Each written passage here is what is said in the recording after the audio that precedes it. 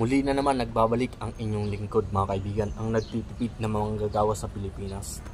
At ang ulam natin ngayon, samahan niyo akong kainin ang ating mansanas. Mumuray lang ito mga kaibigan, tag 15 pesos, no? Kaya 30 pesos lang ito. Tipid na kumpara kung bibili tayo ng ulam sa mga eatery ngayon. At ang mamahal kasi ng bilihin, kaya mahal din ang tinda nila. Halagang 30 pesos, may ulam ka na. Healthy pa, no?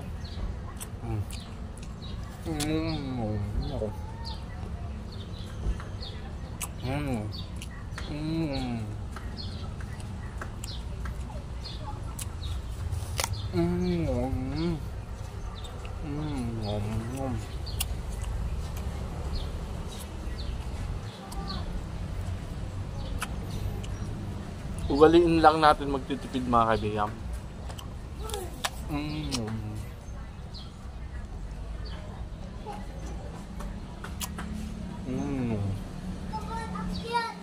Healthy pa to sa katawan mga kaibigan, no? Nakakatipid ka na, agiging healthy pa yung kalusugan. Kahit mura lang to mga kaibigan, ang sarap.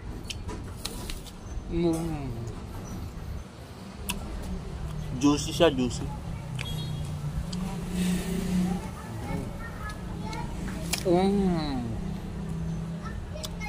Nung bata pa ko mga kaibigan, ito ang gustong kong pasalubong, no? Pero ang bata ngayon, iba na eh. Pag dumating yung magulang nila, ang gustong pasalubong, cellphone, no? Paglalaro na yun sa cellphone, kung ano-ano. Grabe na ang modernong panahon ngayon mga kaibigan.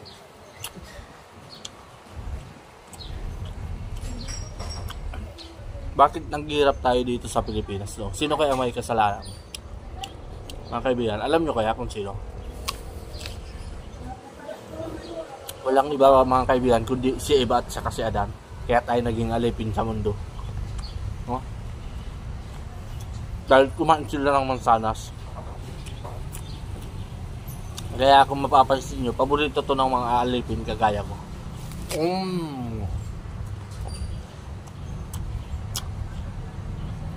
The best na ulam. Gamit to the max. Nandito pala kayo mga kaibigan sa Talisay, Cam Norte.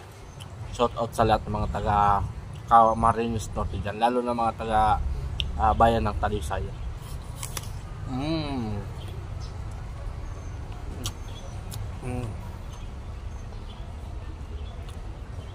Mabuti lang, maganda na ang panahon ngayon mga kaibigan, no? Kita nyo naman, maliwalas ang paligid dito.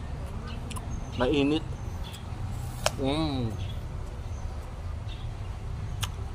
Mas gusto ko pa magtrabaho ng mainit mga kaibigan kaysa maulam. Kasi yung katawan ko mga kaibigan, dinsign sa init. Lumaki kasi ako sa pagsasaka mga kaibigan. Sanay na sanay ako sa init. Kaya okay lang sa akin na pagpawisan ng todo.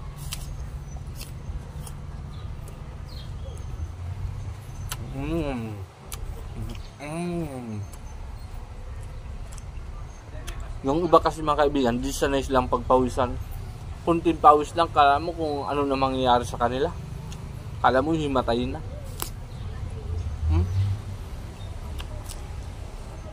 Kaya ako para akong kalabaw mga kaibigan. Sa trabaho, kahit ibabad mo sa init ng 24 hours, kayang-kaya ko ba yan?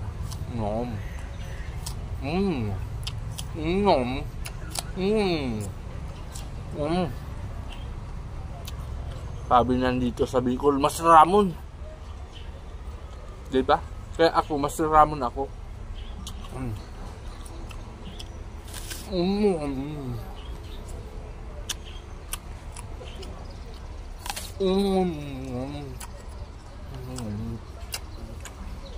The best.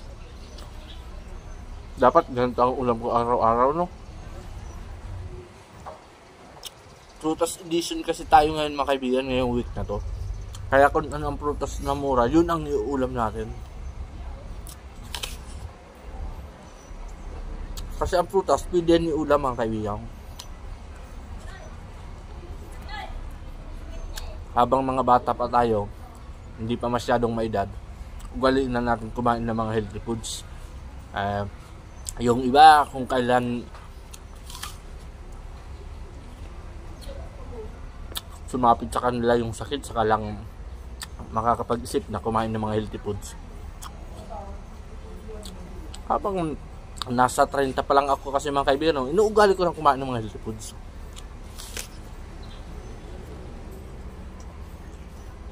Ganyan dapat ang mga manggaw sa Pilipinas. Dapat lagi tayong malakas. Laging healthy. Nakagat ko pa yung lawi ko. Sobrang sarap.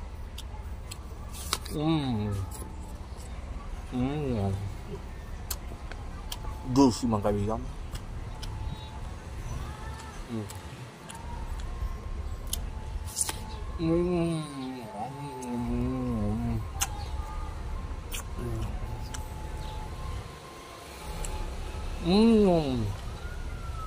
Pangalawang kagat lang sa labi ko.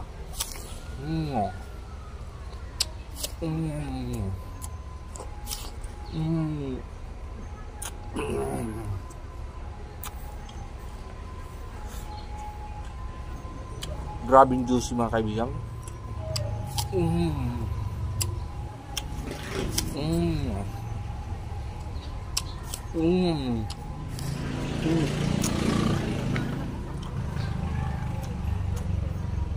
Solid na naman tayo sa tanghali mga kaibigan, no?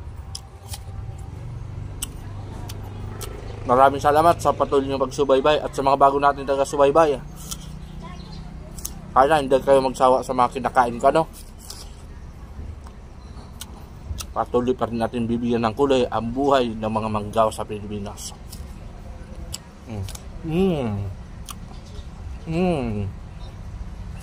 Maraming salamat hanggang sa muli mga kaibigan.